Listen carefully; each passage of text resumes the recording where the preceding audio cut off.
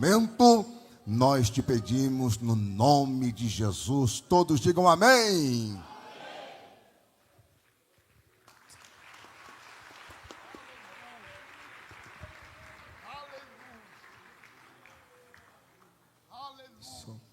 A paz do Senhor, meus queridos.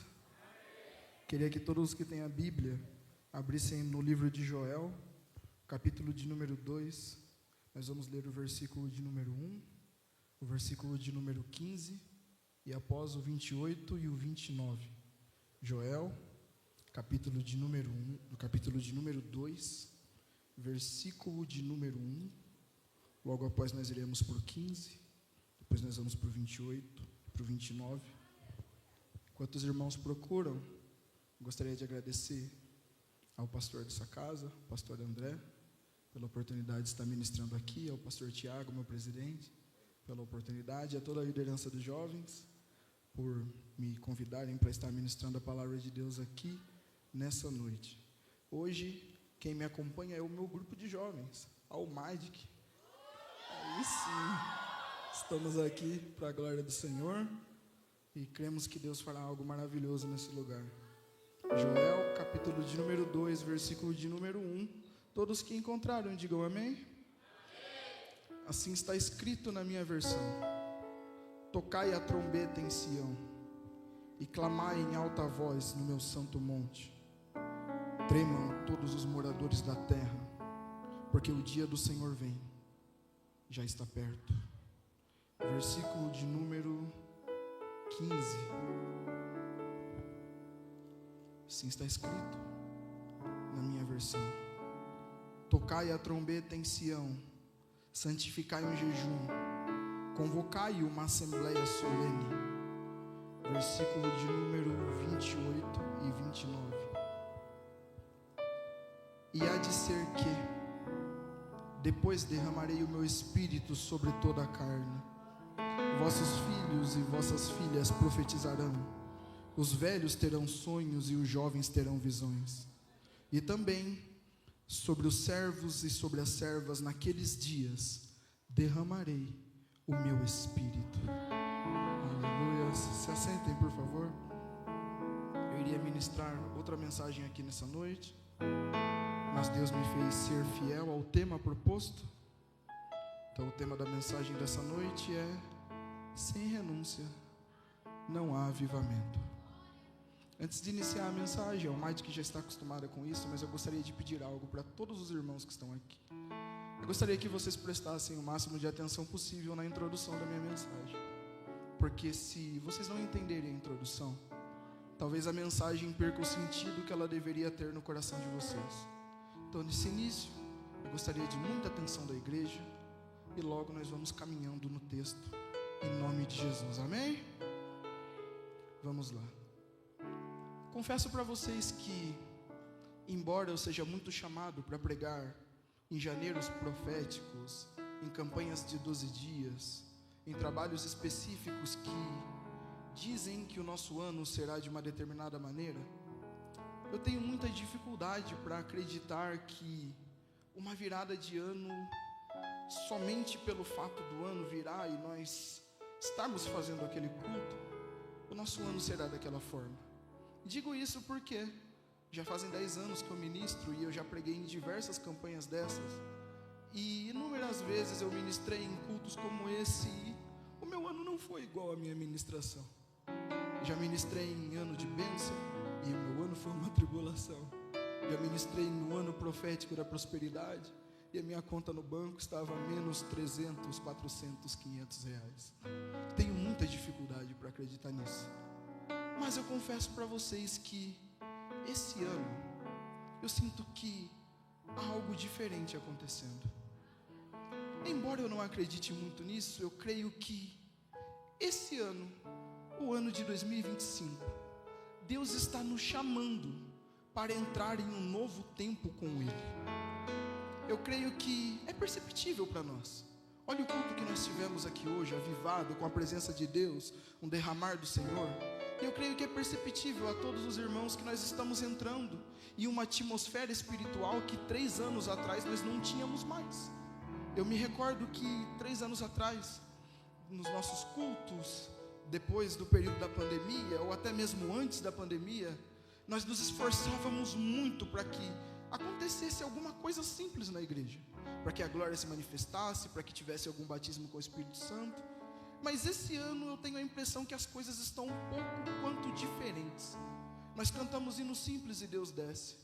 Nós profetizamos coisas simples e Deus aparece.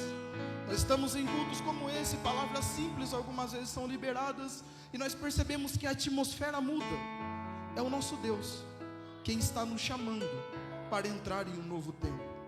Alguns dias atrás eu estava mexendo no meu Instagram e eu vi uma postagem de um homem que tinha se desviado dos caminhos do Senhor, e ele estava voltando para a igreja, e ele filmou o pós-culto daquele dia.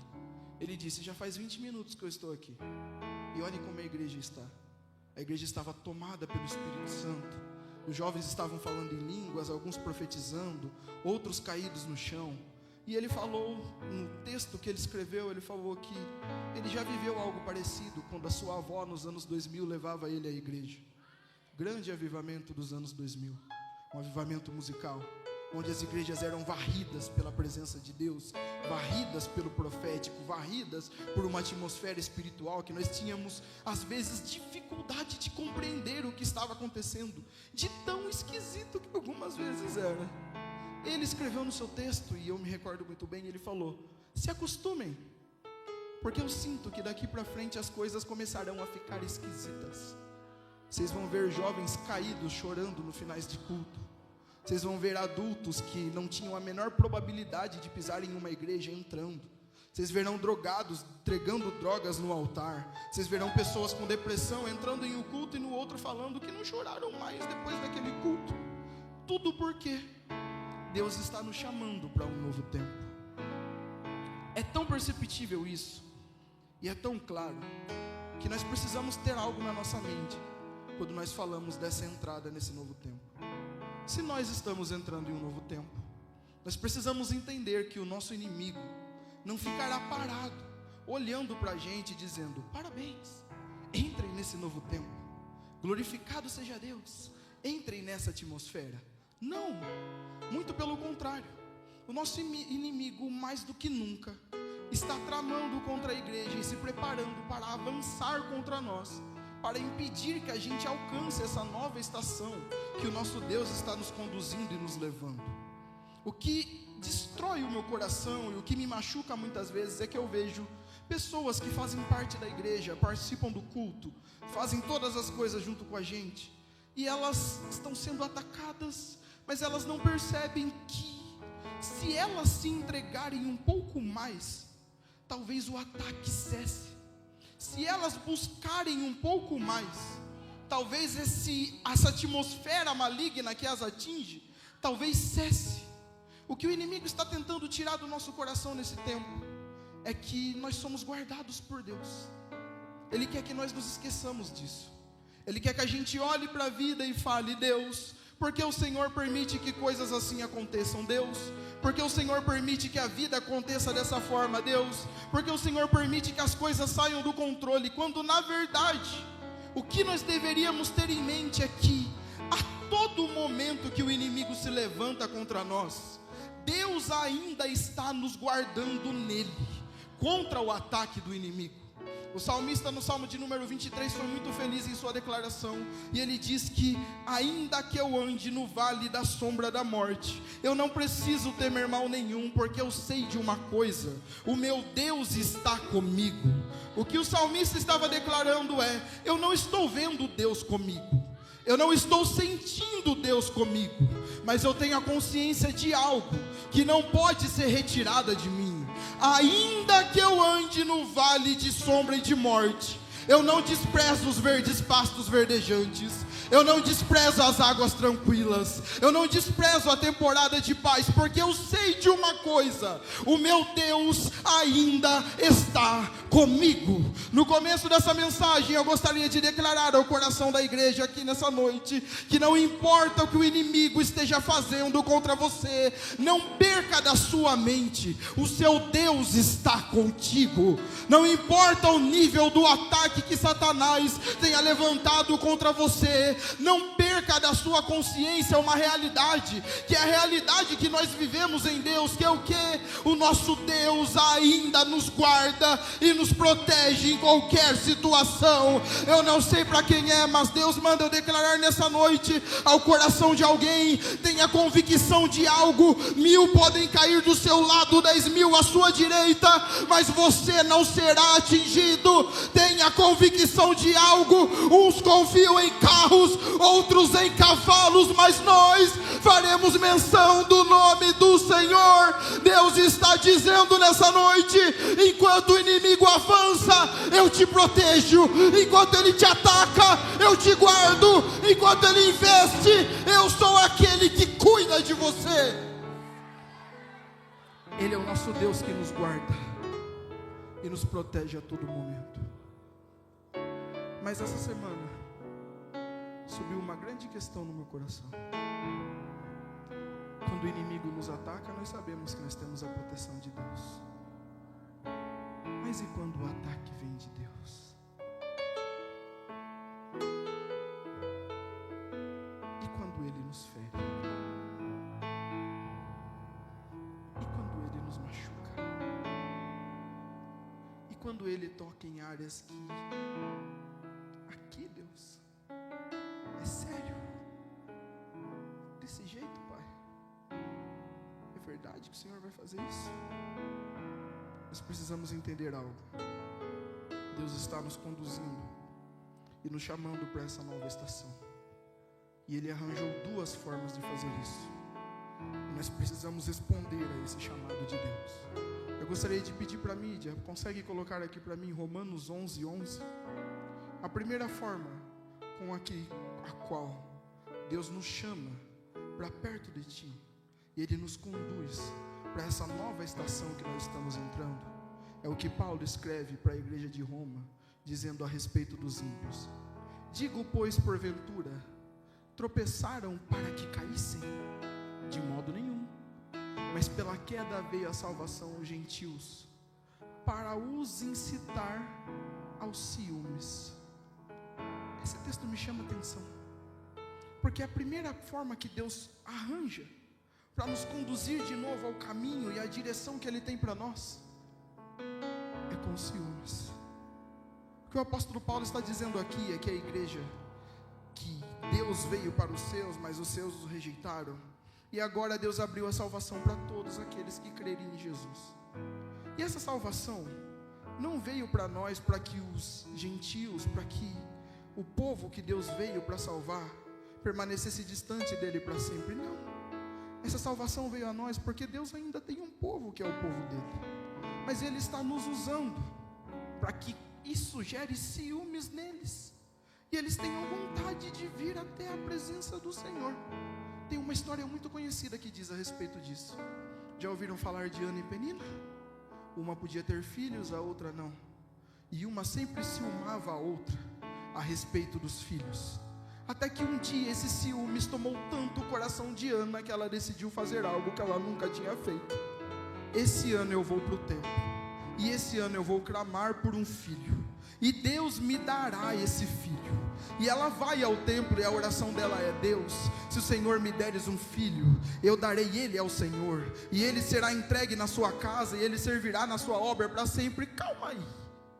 Os sacerdotes estavam corrompidos, o povo estava distante de Deus. Então nesse exato momento Deus precisava de uma única coisa: um menino para ele treinar e transformar no novo sacerdote e profeta na terra de Israel. Deus usa a Penina para causar ciúmes em Ana, para que ela vá ao templo e fale: Deus, se o Senhor me der é seu, se o Senhor fizer é para você, se acontecer é para ti, Senhor. Se alguma coisa mudar, eu entrego tudo ao Senhor. Eu gostaria de declarar ao coração de algumas pessoas que talvez você não tenha entendido o que está acontecendo. Talvez você olhe para a vida de outros e você fale: nossa, Deus faz tanta coisa lá, mas nada aqui. Nossa, acontece tanta coisa em outras igrejas, mas nada aqui. Nossa, Deus faz um mover tão espetacular na vida de fulano, e na minha Ele não faz. E Deus está dizendo: eu eu estou fazendo isso por um motivo. Eu quero te causar ciúmes no seu coração. Sabe por quê? Porque quando esses ciúmes tomar o seu coração, você só vai ter uma iniciativa: Deus, eu quero isso na minha vida também. Mas se o Senhor fizer em mim, eu não vou me vangloriar por isso. Eu entrego ao Senhor, eu entrego ao Senhor, eu entrego ao Senhor. Em primeiro lugar, Ele gera ciúmes em nós. A segunda forma com que Deus faz isso é exigindo que a gente se mova para a direção daquilo que Ele tem para nós. Temos inúmeras histórias na Bíblia que nós vemos situações assim. Vou dar um exemplo muito simples para você.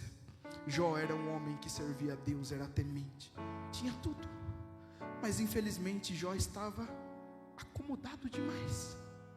Então um dia Satanás vai à presença de Deus, e Deus olha para Satanás e fala: quando você estava andando na terra, você viu meu servo Jó? Satanás fala: eu vi, mas eu tenho um argumento contra esse teu servo. Ele só é fiel porque está tudo bem. A família dele é boa, a casa é boa, os filhos são bons, ele é rico, ele tem tudo. Só está assim porque está tudo bem. Aí Deus olha e fala: toca em tudo, menos na vida desse homem. O texto diz que Satanás faz um rebuliço na vida de Jó, mas eu gosto da declaração final da história de Jó. A declaração final do livro é: antes eu conhecia ao Senhor de ouvir e falar, mas agora os meus olhos contemplam a sua face. Deus cria um cenário com Satanás, para que Jó saia da atmosfera que ele está e alcance um novo nível espiritual em Deus. Eu não sei para quem é, mas talvez tenham pessoas aqui que você sabe que você já se acomodou demais. Você sabe que você poderia orar mais. Você sabe que você poderia buscar mais. Se eu fosse você, eu se movia. Sabe por quê? Porque se Deus parar de te provocar, Ele vai começar a exigir. Eu não sei para quem é, mas Deus manda eu declarar nessa noite: eu irei fazer com pessoas igual eu fiz com Jó. Você está vendo o meu servo? Vai lá, toca nele, toca na casa, toca na família, toca nos amigos, toca em tudo, mas no final de todas as coisas, a sua declaração será: antes eu conhecia ele de ouvir e falar, mas agora os meus olhos, eles veem a sua face. Primeiro ele provoca, depois ele exige. E a grande questão é: será que Deus já provocou a sua igreja para essa atmosfera de avivamento? Será que em algum momento essa provocação já aconteceu sobre nós? Para que a gente se ajuntasse e clamasse ao Senhor com intensidade, para que as coisas mudassem e a atmosfera se transformasse nesse avivamento que Ele tanto promete que vai se derramar sobre o Brasil? Será que em algum momento Ele já nos provocou? Será que em algum momento Ele já olhou para nós e falou: eu quero mais da igreja brasileira, eu quero mais de vocês, eu exijo mais de vocês, eu quero que vocês me busquem mais, estejam mais em mim? Será que algum dia Ele já fez isso com nós? Nós nem percebemos.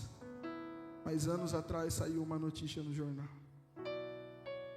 sai um vírus da China, do Japão, não sei de onde.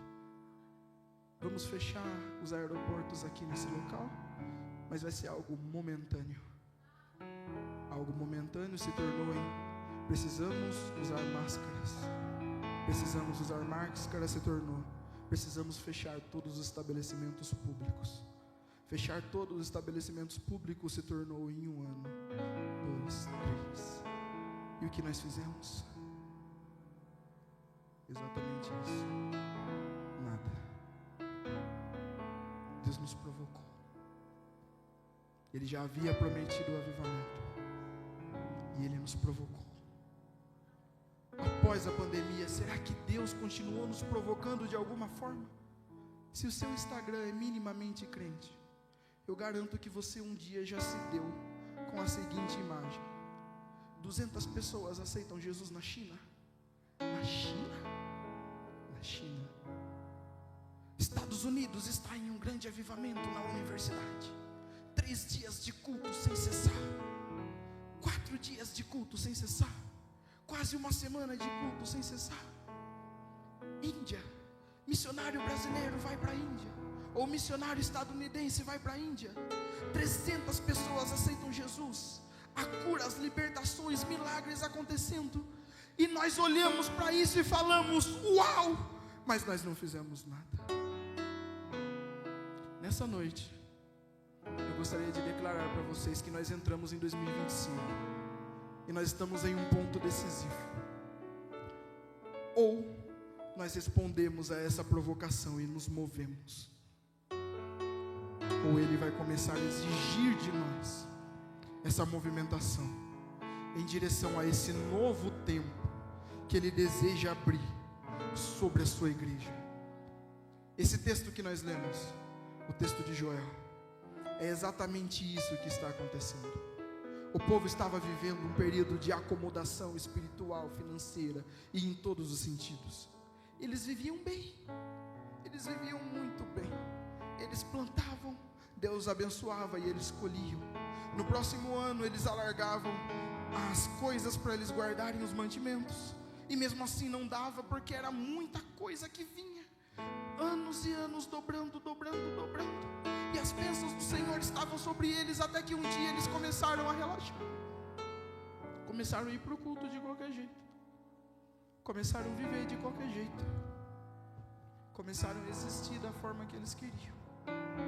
Então Deus, em Joel capítulo de número 1, versículo de número 4, levanta o profeta Joel para falar para esse povo que eu comecei a provocar vocês, mas vocês ainda não perceberam, não é?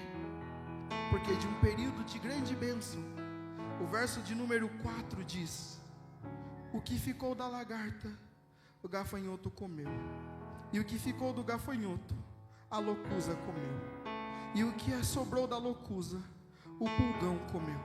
Vocês não entendem, não é o que está acontecendo aqui, mas eu vou explicar para vocês. No versículo anterior, o texto diz: faça disso uma narração.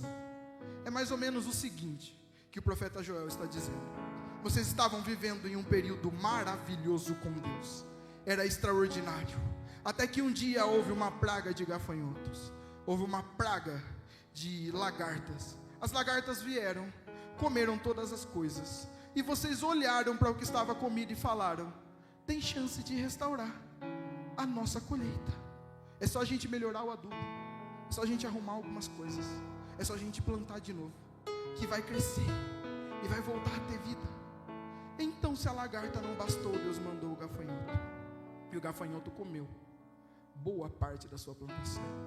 E vocês olharam e falaram: ainda tem jeito das coisas resolverem, é só a gente plantar, é só a gente regar, é só a gente mudar o adubo, até porque o gafanhoto não comeu o caule por completo, o caule não está todo comido.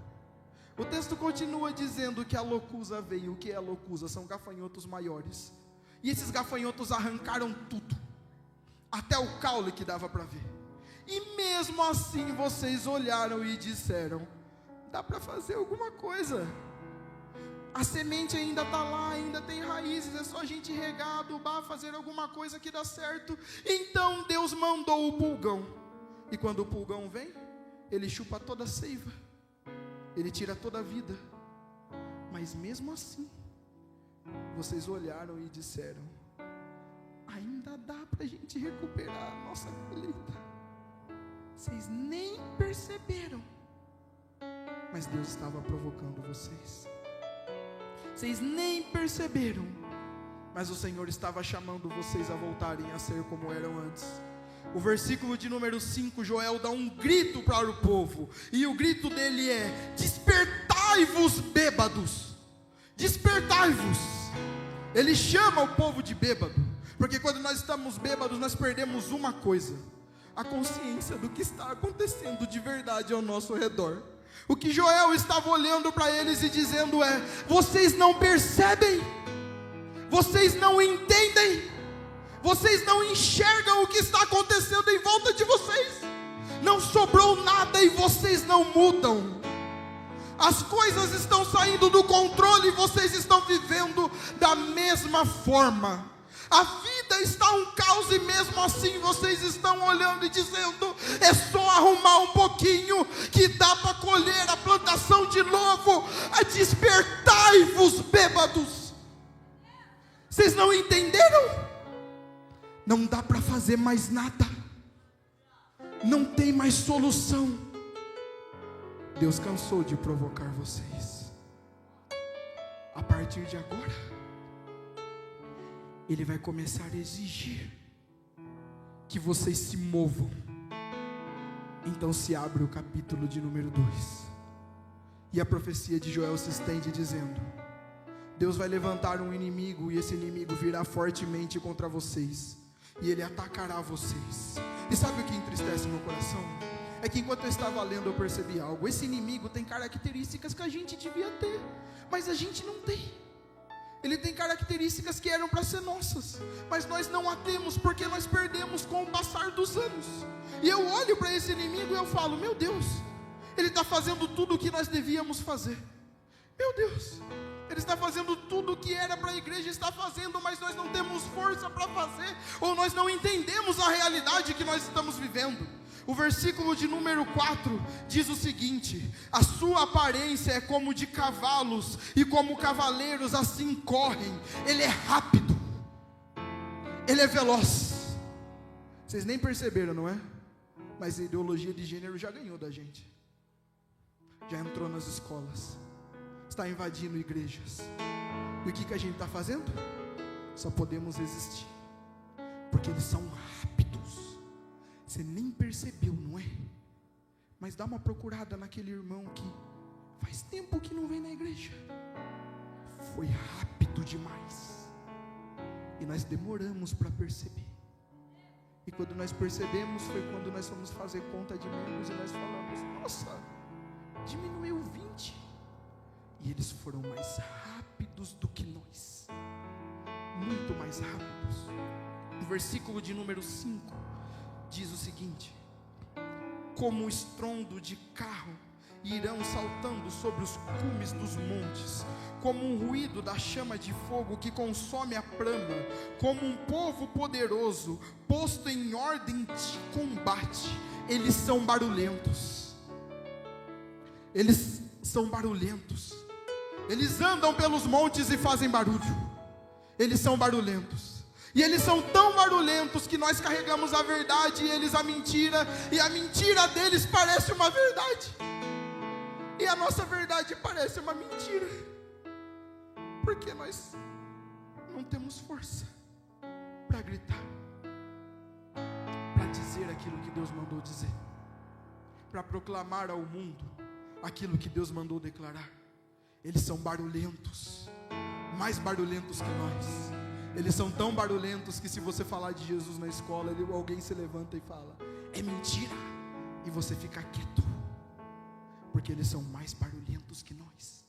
Eles são tão barulhentos que se você tentar falar de Jesus no seu serviço, alguém vai olhar e dizer: aqui nós não falamos desse tipo de coisa, e você vai ficar quieto, porque o grito deles é mais alto que o nosso. Final do versículo de número 5 e o versículo de número 7. Como um ruído de chama de fogo que consome a prama, como um povo poderoso posto em ordem de combate, como valentes correrão muitos homens de guerra, e subirão os muros, e marchará cada um no seu caminho, e não se desviará nenhum da sua fileira. Eles são organizados, organizados até demais. Você não percebeu, não é? Você nem percebeu,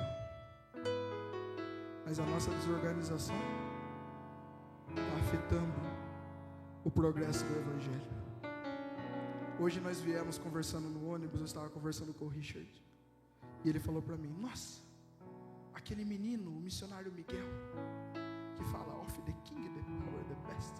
Eu decorei isso, porque os meus jovens ficam falando isso na minha cabeça o dia inteiro. Mas aquele missionário lá, ele tem 2 milhões de seguidores. Ele está muito famoso. Ele está super conhecido. E sabe o que é pior?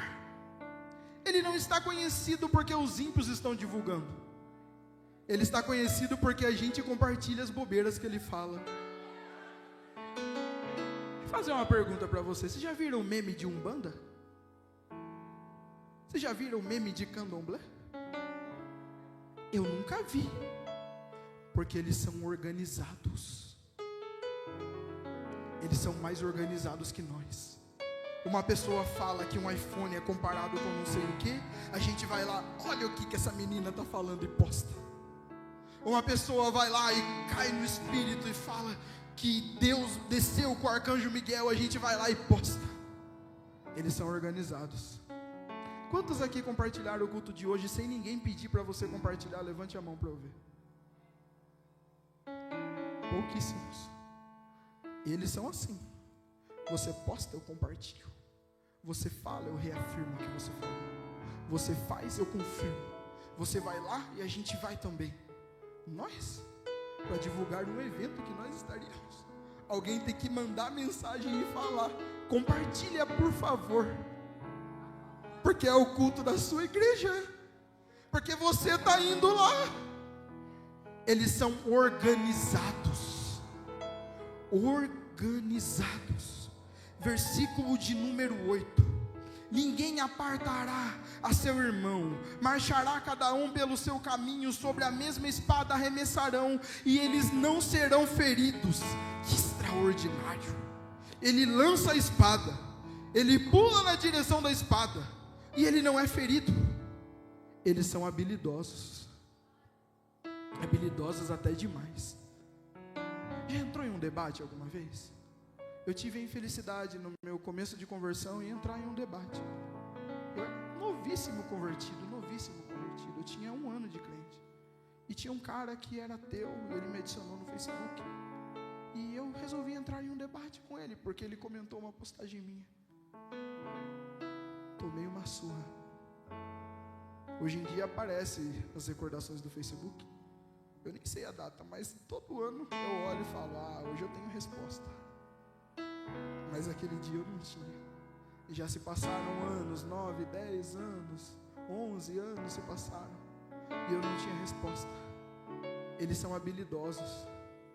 Eles sabem do que eles estão falando. Eles sabem porque eles fazem o que fazem. Eles sabem porque eles cantam o que cantam. Eles são habilidosos demais. Se um ímpio parar para você e perguntar por que Jesus morreu na cruz, você sabe explicar. Eles são mais habilidosos que nós. Se um ímpio parar para você e falar por que acreditar no seu Deus e não no candomblé, você sabe falar? Eles são mais habilidosos que nós. E o texto diz no versículo de número 9: irão pela cidade, correrão pelos muros, subirão as casas, entrarão as janelas como um ladrão. Eles invadem as nossas casas. Pelo YouTube, filmes, Instagram. Eles invadem as nossas casas. E nós? Quando foi que nós batemos na casa de alguém para evangelizar ou falar de Jesus?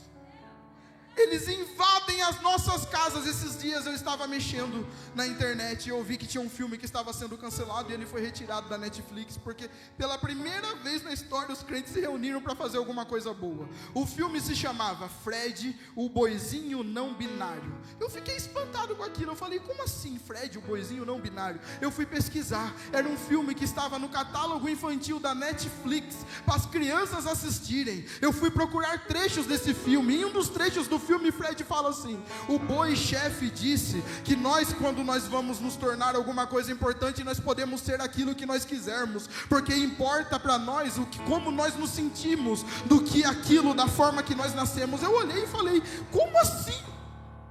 Isso daí está sendo passado para as crianças. Foi retirado da Netflix, porque uma galera se reuniu e pediu para tirar. Mas como assim? Isso está sendo passado para as nossas crianças. Eles invadem as nossas casas. Tem adultos aqui. Quando foi a última vez que você pregou para o seu filho? Eles invadem as nossas casas. Eles entram através de youtubers. Eles entram através de canais de influenciadores no Instagram e no Facebook. E quando nós percebemos, aquilo que é mentira, está tomando a nossa casa e a nossa família, e você olha e fala: minha filha está falando que vai namorar com uma menina, quando que isso aconteceu? Eles invadiram, e você nem viu eles entrarem na sua casa, eles entraram lá e você nem percebeu que eles já estavam lá. Tem jovens aqui, alguns de vocês têm irmãos mais novos, talvez seus irmãos não estejam na igreja. Quando que foi que vocês falaram de Jesus para eles? Daqui 5, 6, 7 anos, não reclame se um menino vier apresentar um menino para o seu pai e para você. Não reclame se a menina vir apresentar uma menina para sua mãe e para você. Eles invadem a nossa casa e nós não fazemos absolutamente nada. O versículo de número 11 tem uma pergunta: e o Senhor levantará a sua voz diante do seu exército. Que exército? Esse povo. Como eles foram provocados e não responderam, agora Deus levanta o exército para fazer com que o povo se mova e faça alguma coisa. E o texto diz que o Senhor levantará a voz diante do seu exército. Que exército? A mídia, os falsos profetas, todos aqueles que estão fazendo algo contra a palavra de Deus, que estão tentando nos provocar para que a igreja acorde. E o texto diz: porque muitíssimo grande é o seu arraial, porque poderoso é executando a palavra do Senhor, porque o dia do Senhor é grande e muito temível. Quem poderá o suportar? Meu Deus, quem vai resistir a esse ataque? Meu Deus, quem vai aguentar essa estratégia de Deus para nos provocar e fazer a igreja acordar de novo? Nós precisamos de um avivamento. Nós precisamos de um avivamento. Nós precisamos de um avivamento. E se nós não percebemos isso, Deus vai arrancar tudo de nós, até que a gente perceba que o Brasil precisa de um avivamento. Quem poderá resisti-los? Quem poderá fazer alguma coisa? Eu? Você? Que a gente não chega ao ponto da China, onde é proibido andar com Bíblias e praças públicas. A gente não chega ao ponto da Inglaterra. A Inglaterra chegou há alguns dias, estava conversando com um missionário, e ele me disse: Mateus, difícil demais na Inglaterra. A gente não pode andar com violão na rua, e porque os guardas perguntam se a gente vai fazer alguma coisa que tem a ver com o cristianismo, porque não pode nem cantar louvor nas ruas mais. Será que nós esperaremos chegar a esse ponto para nós pedirmos um avivamento para o nosso Senhor? Será que nós esperaremos chegar a essa situação para nós clamarmos para Deus fazer alguma coisa? Nós precisamos de um avivamento. Nós precisamos de um avivamento. Mas o que nós temos que fazer para esse avivamento chegar? O que nós precisamos fazer para esse avivamento vir e Deus se rasgar em nosso meio e se manifestar no nosso caminho? Versículo de número 1 começa dizendo: tocai a trombeta em Sião. Versículo de número 15 diz: tocai a trombeta em Sião. A primeira coisa que nós precisamos fazer para esse avivamento chegar é começar a anunciar: o grande e terrível dia do Senhor está perto. Desperta, mundo. Deus está nos chamando nessa noite para que nós comecemos a tocar as trombetas. Tocar as trombetas em casa, tocar as trombetas no serviço, tocar as trombetas dentro da igreja e dizer: ou vocês acordam, ou esse grande dia vai chegar e vai nos pegar de surpresa. Tocai a trombeta em Sião. Tocai a trombeta. Falem de Jesus. Anuncie, anuncie nas escolas, anuncie, anuncie em casa, anuncie, anuncie no trabalho, anuncie em tempo e fora de tempo. É o que Jesus fala. Ai, mas não é conveniente falar, meu irmão, é em tempo e fora de tempo. Anuncia Jesus. Você vai treinar na academia, fala dele. Você vai para o mercado, fala dele. Você vai pegar um ônibus, fala dele. Deus está dizendo para nós nessa noite: é tempo de tocar a trombeta e dizer: uma hora esse céu vai abrir e o nosso Cristo vai voltar. Tocai a trombeta. Versículo 12 e versículo 13 diz o seguinte: assim, agora mesmo, convertei-vos a mim de todo o vosso coração, e isto com jejuns, e com choro, e com prantos. Se em primeiro lugar nós devemos tocar a trombeta, em segundo lugar, nós temos que olhar para o lugar certo. Conversão é uma mudada drástica de direção.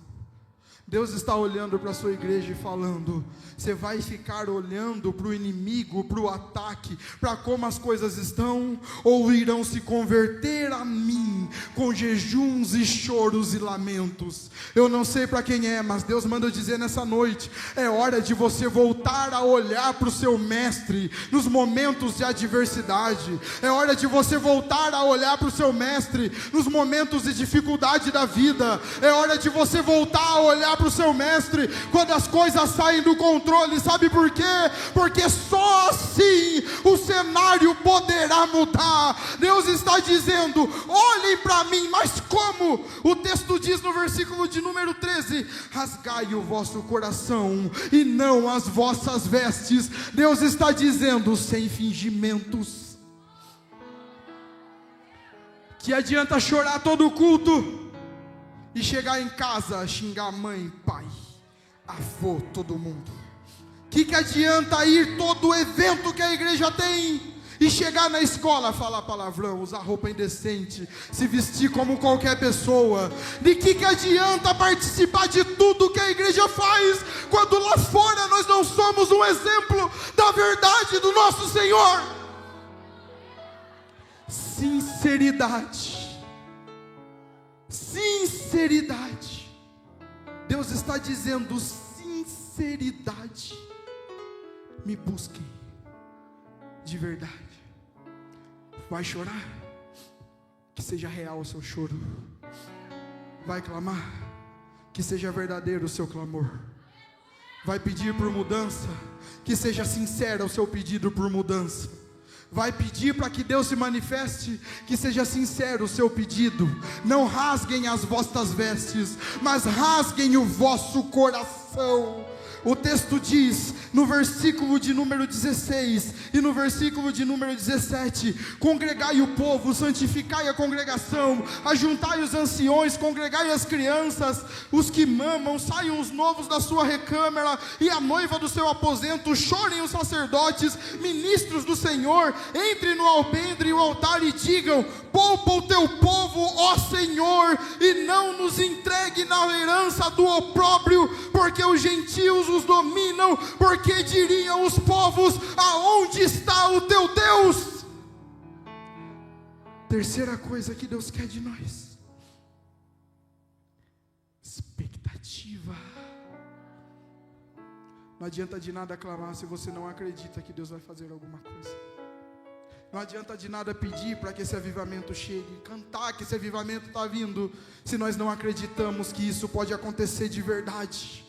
De nada adianta a gente postar frases de avivamento, postar frases de mudança de vida, postar frases de que Deus é poderoso, se lá no fundo do nosso coração a gente nem acredita que Deus possa fazer alguma coisa. Sabe o que ele está dizendo? Expectativa.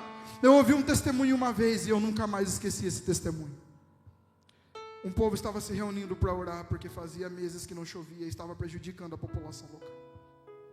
E todos os dias, uma irmãzinha ia com guarda-chuva para a oração. Até que um dia o pastor da igreja parou a irmãzinha e falou para ela: irmã, olha como que o tempo tá? Por que você está vindo de guarda-chuva? Ela olhou para o pastor e falou: ué, nós não estamos orando para chover? Expectativa.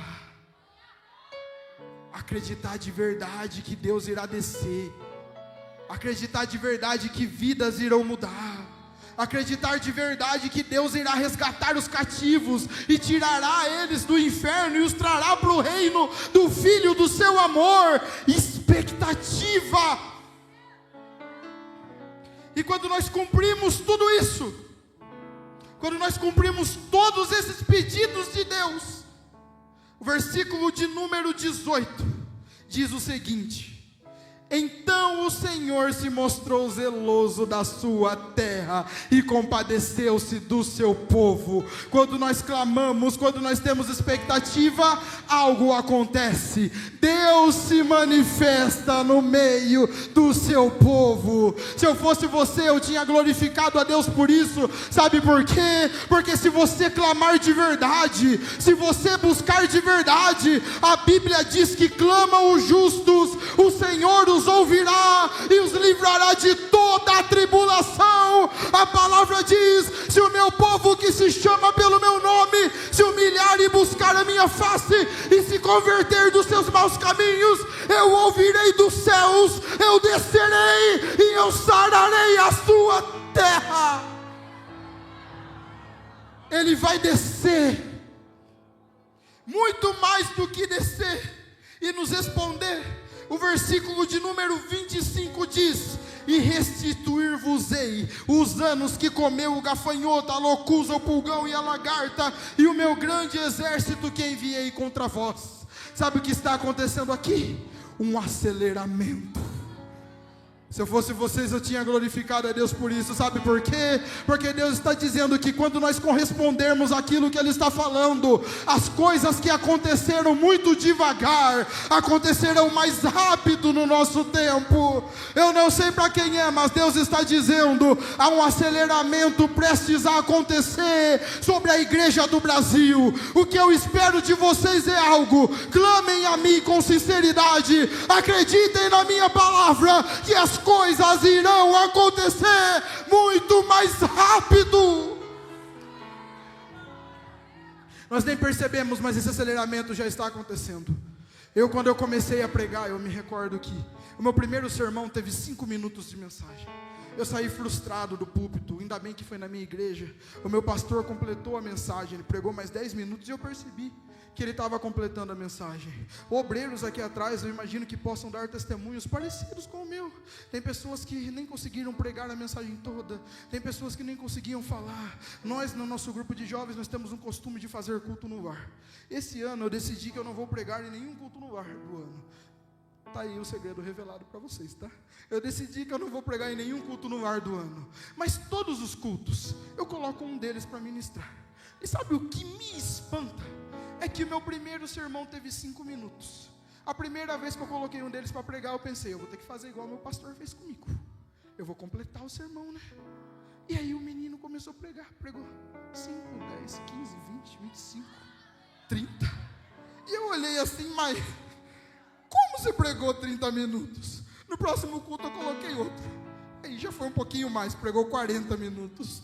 No outro culto, o menino que tinha pregado voltou a pregar, ele pregou mais 35 minutos. No outro culto, eu coloquei uma menina, que tem 1 ano de convertido, ela pregou 35 minutos. Eu olhei e falei: o que está acontecendo aqui? Há um aceleramento do Senhor sobre a sua igreja. Anos atrás nós demorávamos para ser batizados com o Espírito Santo. Há testemunhos aqui de pessoas. Eu fiz campanha de 40 dias, 50 dias para ser batizado com o Espírito Santo. Hoje o jovem aceita Jesus, vai para o congresso e volta para casa falando em línguas. Deus está dizendo: eu estou acelerando a igreja, acelerando a igreja, acelerando a igreja.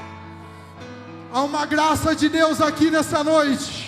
Eu sinto que Deus está começando a acelerar algumas coisas em algumas igrejas que estão aqui. Parecia que ia demorar para acontecer, mas Deus está dizendo: vai ser mais rápido do que esperava, vai ser mais eficaz do que esperava, porque eu estou acelerando as coisas. Ele vai acelerar as coisas. E depois de acelerar, o versículo de número 32 diz: e há de ser que todo aquele que invocar o nome do Senhor será salvo. Porque no monte Sião e em Jerusalém haverá livramento, assim como disse o Senhor, entre os sobreviventes e aqueles que clamarem ao Senhor.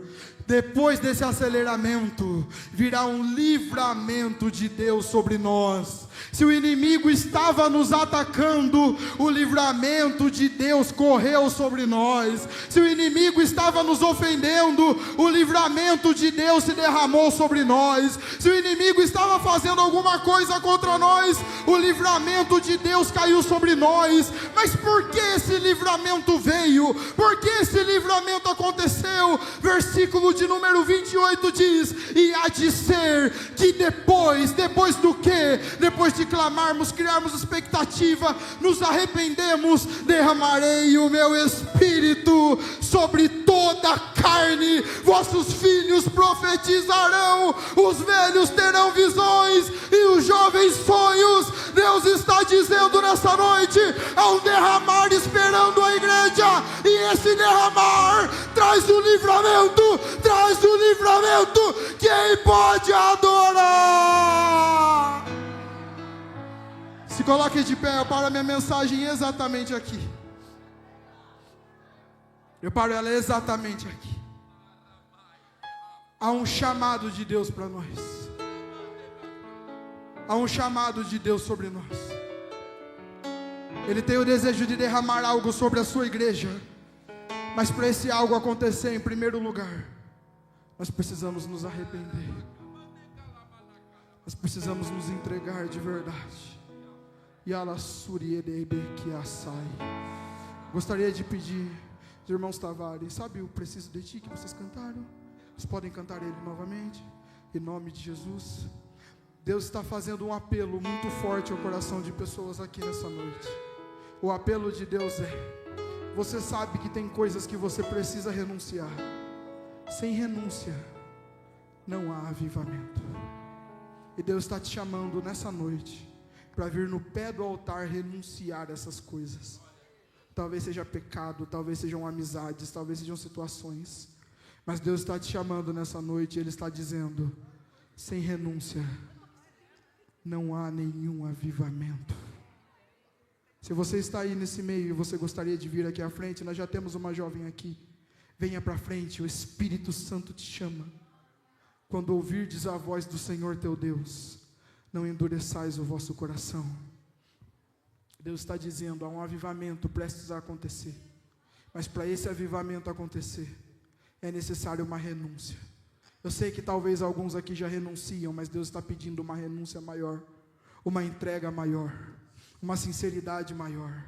Aonde está você? Vem aqui na frente, eu vou esperar você, antes de fazer o meu segundo apelo. Deus está te chamando para renunciar. Deus está te chamando para renunciar. E durante esse primeiro apelo, enquanto você vem à frente, os irmãos Azaf irão cantar Preciso de Ti, para que você entenda o que você está fazendo nessa noite. Você está vindo aqui porque você precisa do Senhor, porque você precisa de Deus. Nós temos cerca de 300 jovens aqui, tem somente 20 aqui na frente. É sério que não tem nada para você renunciar? É sério que não tem nada para você entregar nesse altar? Deus está te chamando nessa noite. Sem renúncia não há avivamento. Venham mais para frente, em nome de Jesus. Os irmãos Tavares irão cantar e logo após eu faço o segundo apelo. Podem cantar. E ela suria de beia, canda e a suria.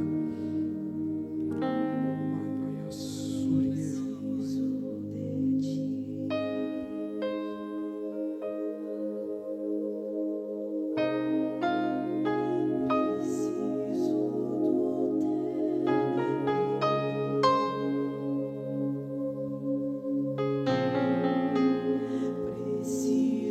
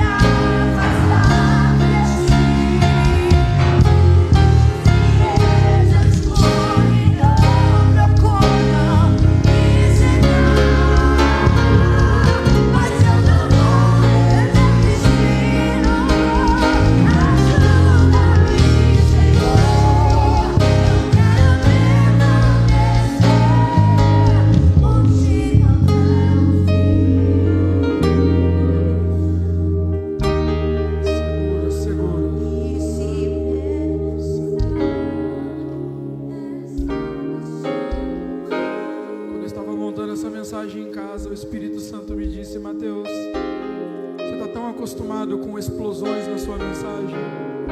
Essa noite não, é noite de choro, é noite de arrependimento. Tem jovens caídos de joelhos aqui no chão, tem jovens em lágrimas aqui, e Deus está dizendo: eu estou esperando você. Seu coração queima, sem renúncia não há avivamento.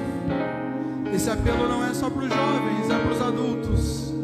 Esse apelo não é só para os jovens, é para os idosos. Esse apelo não é só para os solteiros, é para os casados também. Deus talvez queira fazer um avivamento na sua casa, e os seus filhos serão tomados por uma presença que fluiu de você. E Deus está dizendo: sem renúncia não há avivamento. Sem renúncia não há avivamento. Não se constranja. Aonde está você nessa noite? Eu tenho um segundo apelo para fazer aqui. Há jovens aqui nessa igreja que ainda não foram batizados com o Espírito Santo. Essa é a noite de você buscar esse batismo. Eu quero você aqui na frente. Eu quero você pedindo para Deus te encher do Espírito Santo. Avivamento só acontece onde há um poder extraordinário do Espírito Santo fluindo da vida de alguém.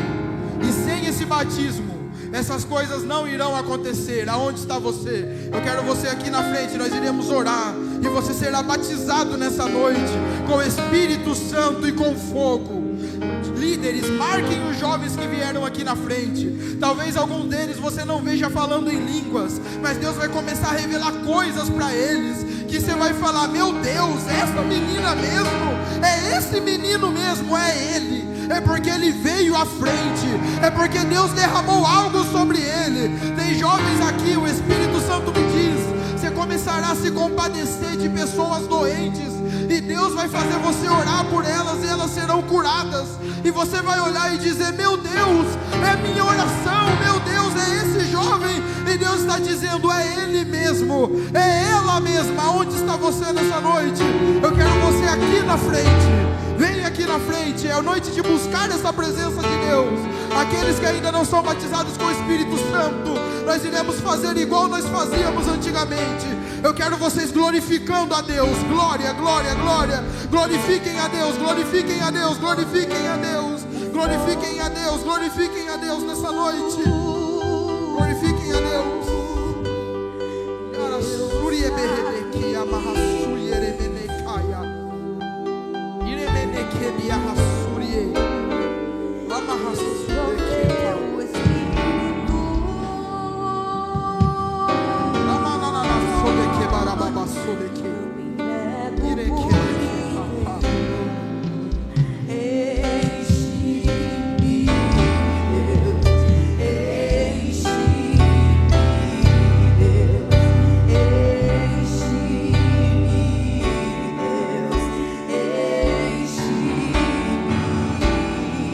Ouvindo você clamar, eu não estou ouvindo você clamar.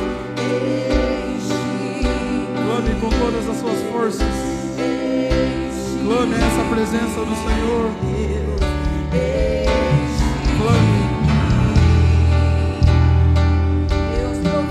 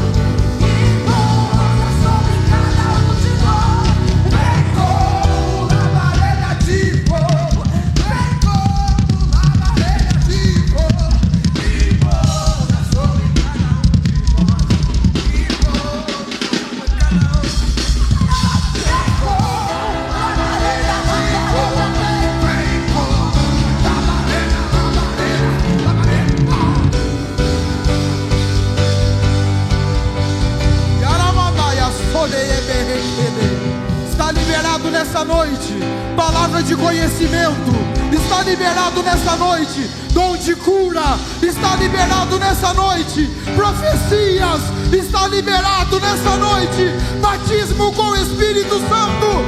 Deus manda eu declarar sobre a igreja nessa noite: a minha nuvem vai descer e será agora, agora, agora, agora.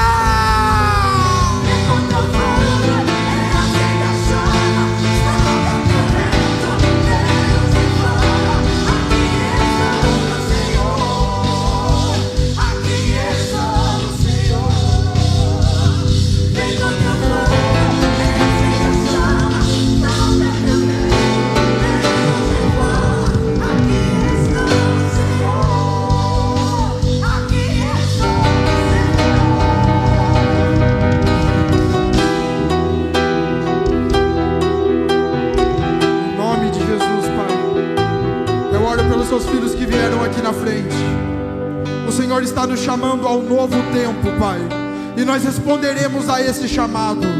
A partir de hoje, Pai, esses jovens que estão aqui na frente, que haja uma metanoia na mente deles, Pai, que essa mensagem seja um trauma no coração deles, Deus, que todo momento, Pai, que eles pensarem em regredir, que todo momento, Deus, que eles pensarem em retroceder, essa mensagem volte à mente deles e eles se lembrem: Deus está me chamando para entrar em um novo tempo, e sem avivas, sem renúncia, não terá avivamento, Pai.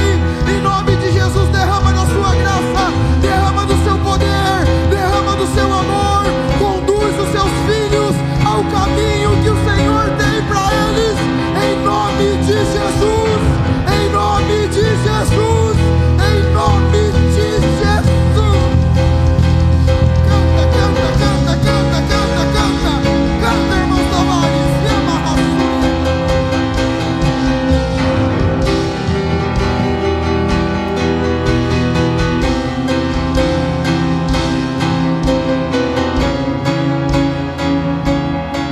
Glória a Deus. Pode adorar, pode adorar.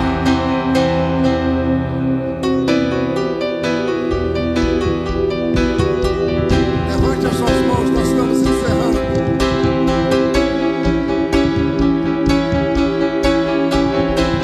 Levante as suas mãos.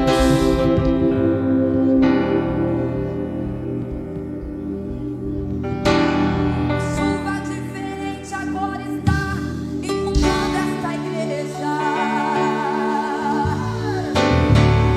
Temporal de bênção e poder.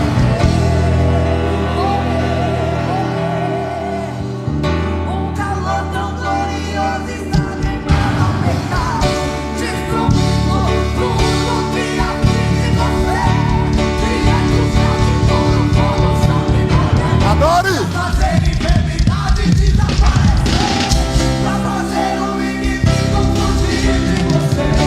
Uma nuvem de vitória está sobre a terra. Oh, o Espírito!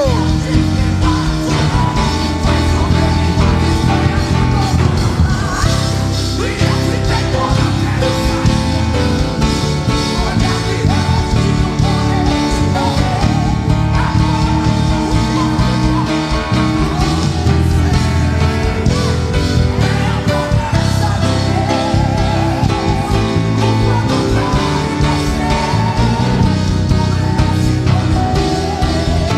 Jesus pode te batizar agora! Alabacala choia.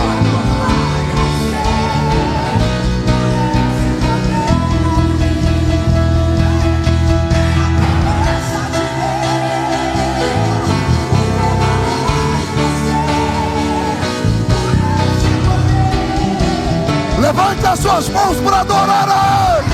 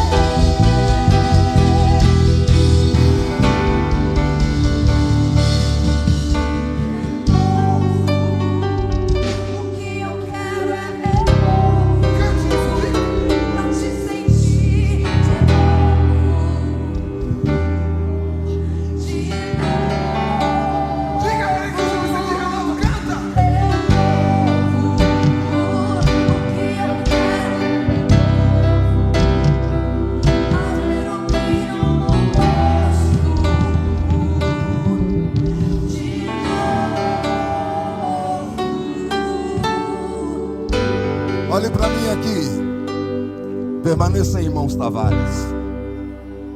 E quando o Mateus Pires entregou o microfone, olha para mim aqui. Você está me vendo um tempo aqui com o microfone nas mãos, sem falar absolutamente nada. Porque é exatamente isso que está acontecendo nas nossas igrejas. Você precisa entender que quem tem motivo não precisa de motivação. Uma linda mensagem foi pregada aqui esta noite. E enquanto algumas pessoas se derramam diante da presença de Deus, eu percebo que pessoas ficam na expectativa para ver o que é que Deus vai fazer. Quem fica nessa expectativa nunca vai alcançar absolutamente nada. Mas se você esta noite disser: Deus, se é verdade tudo isso que esse povo está sentindo esta noite, então me dê um sinal esta noite. Eu quero sentir esta presença. Eu quero falar em novas línguas. Eu quero ser renovado. Eu quero ser cheio do Espírito Santo. Deus me disse: eu quero marcar jovens aqui esta noite com a minha glória. Eu reuni as mocidades aqui para selar esta noite com a minha glória. Eu quero que você abrace alguém que está do teu lado aí. Ore com ele agora. Ore com ele agora. Ore. Nós já vamos encerrar. Ele para comandar. Mas tem uma nuvem da glória de Deus que baixou na Decapivaria aqui hoje. Pega Jesus. Pega Jesus. Pega Jesus. Começa a renovar agora. Receba a glória de Deus. Eu amar. Eu amar.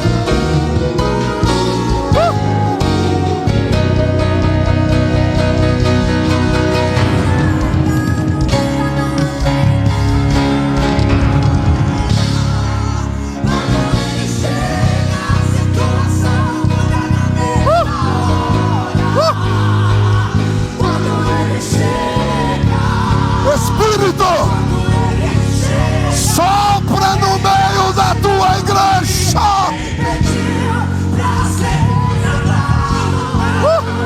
Seja renovado agora.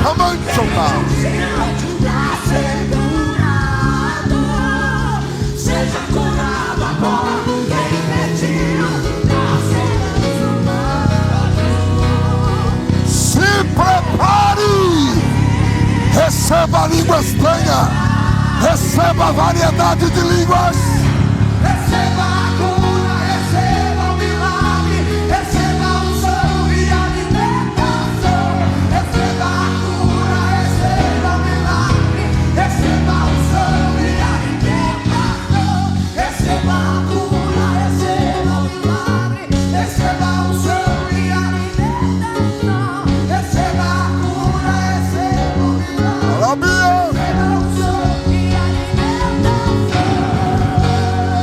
Aplauda Jesus.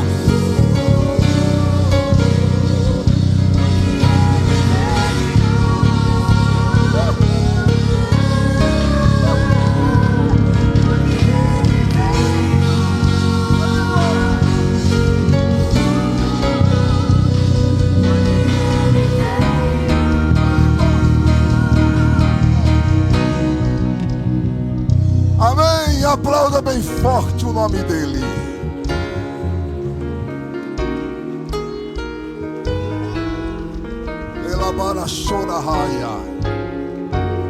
Pode ficar aqui que nós vamos encerrar. Eu quero aqui mesmo, olha para mim, agradecer todos vocês que estiveram cooperando conosco. Deus abençoe a caravana que veio de Sorocaba, Conchal, Arthur Nogueira, Capivari. Deus seja louvado pela vida de vocês. A mocidade local, o pessoal do drone aí que vocês viram hoje, essa filmagem maravilhosa, toda a mídia, todo o pessoal do som, a banda, enfim, todos. Pessoal do drone lá em cima, Deus abençoe. Pastor André, enfim, Deus abençoe a todo o corpo de obreiros. Que Deus seja louvado pela vida de cada um de vocês. Quem pode dizer amém? Olha só, nós temos cantina. Você passe ali e adquira. Diga para quem está do teu lado: me paga um cachorro quente. Diga para quem está: paga uma coxinha. Oh, glória a Deus. Diga para ele: se você foi cheio mesmo, você paga. Glória. Amém, igreja? Aos irmãos da casa, amanhã nós temos batismo a partir das 9 horas. Orem para que não esteja frio amanhã, em nome de Jesus. Amém? Vamos à bênção apostólica. Estenda as suas mãos. Mais algum recado, pastor André? Estenda as mãos. Que o grande amor de Deus, a graça de nosso Senhor e Salvador Jesus Cristo, a comunhão e consolação do Divino Espírito Santo seja com todos, não somente hoje, mas para todos sempre. Digamos juntos: aplauda Jesus, salve o seu irmão.